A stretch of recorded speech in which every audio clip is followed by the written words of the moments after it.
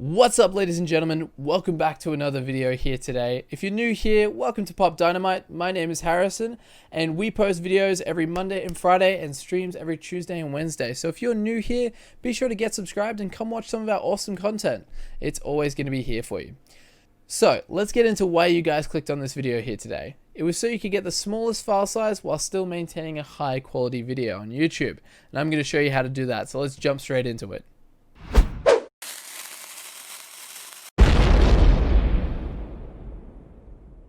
Awesome, guys. So now that we're into it, I'm going to show you just here. We're going to jump into Premiere Pro. I'm going to load up a video that I've already edited and is actually available on YouTube. So if you want to go watch it, click in the links up the top here.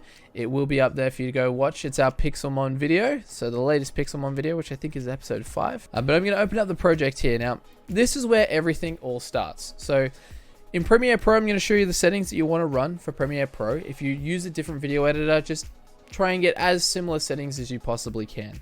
So first off, the format that you want to use, or the codec that you want to use, is H.265. If you don't have access to this for whatever reason, you can use H.264, but you're not going to get the best results. So for best results, use H.265.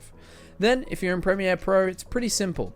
This is going to be a 1080p video, so I'm just going to export this bad boy at HD 1080p. Click on that one there, change my name or whatever, hit export, bam, and you're good to go.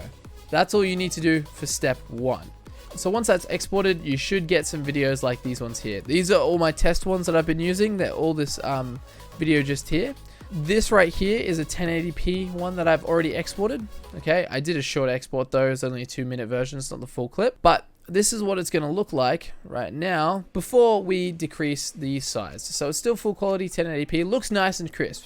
But the file size, well, it's a bit bigger. So that's only a 2-minute video, but it's still 200 megabyte. Now, that video is actually about, I think, 19 minutes long. 19 minutes divided by 2, that's about 9.5 minutes. Times that by, what, 218 meg?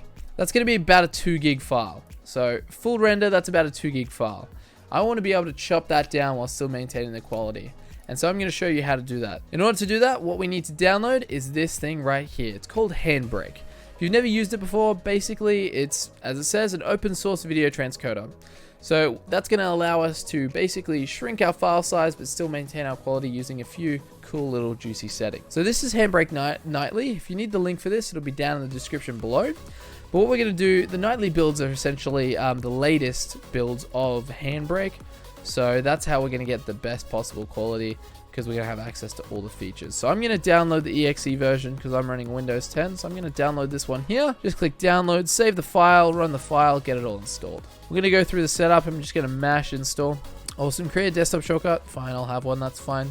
So now that that's installed, you should see it. If I jump to the desktop, you should see it on the desktop here. Let me get rid of that. You should see it on your desktop. So there it is, Handbrake Nightly right there. So we're going to open up this program here. That's going to load up this little window here for you guys, and this is where the magic happens. So now what we need to do is we need to go in and grab our video. Our video here is a 1080p test video. That was the one that I've been using, but we'll drag that one in there. So first of all, we're going to choose Web Optimized. We're going to make sure it's MP4 codec, Web Optimized. And that's all we're going to need to do here. Dimensions, we want full HD, so we want 1080p, full HD, so that's completely fine. We can leave that there. You can set a limit or whatever. I don't bother. That's completely fine. Then we're going to go onto our filters. We don't need to change anything there.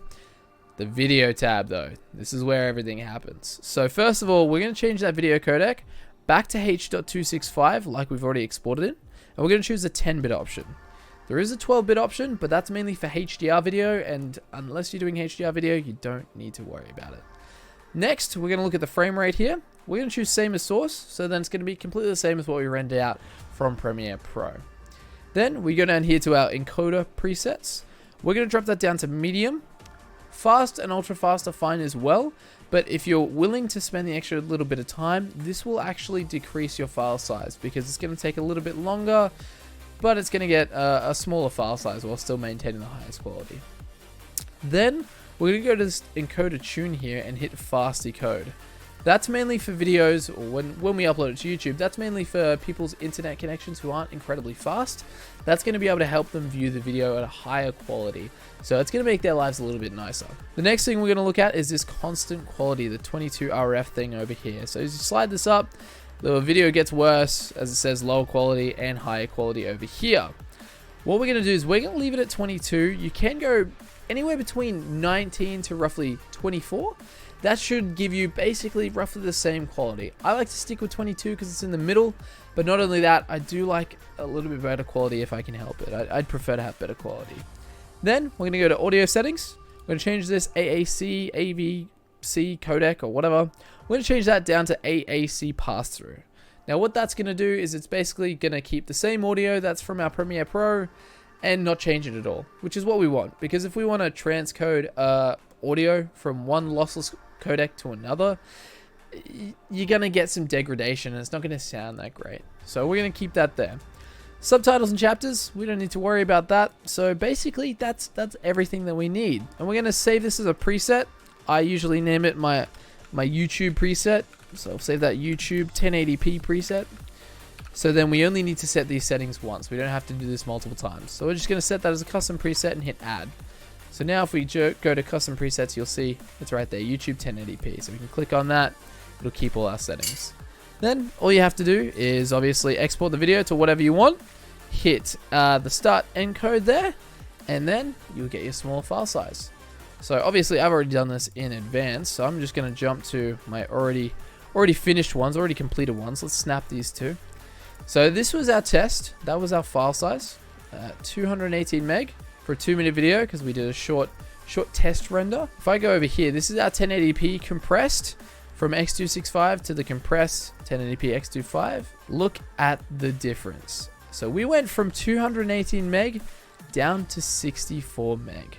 And I'm going to show you the difference in the video here. So I'm going to run this one here. That's the quality there of that one. Let's zoom ahead just a little bit as well. That's what we're looking at quality-wise there for that one. That's the uncompressed version. This is the compressed one. Looks basically the same. Let's skip ahead again. Looks essentially identical.